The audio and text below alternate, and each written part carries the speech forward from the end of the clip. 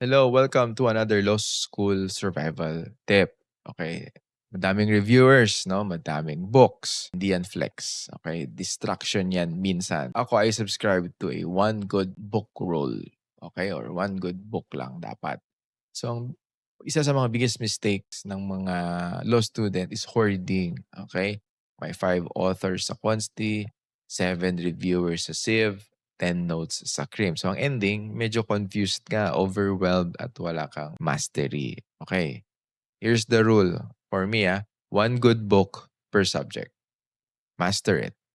Hindi mo kailangan ng 10 sources. Kailangan mo ng isang authoritative source plus caudal plus cases. So, pwede rin naman mag-cross-reference, no? That's useful, pero only after you have clarity.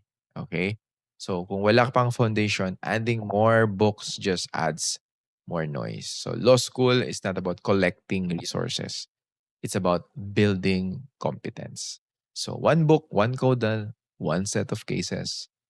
Mastery beats hoarding always.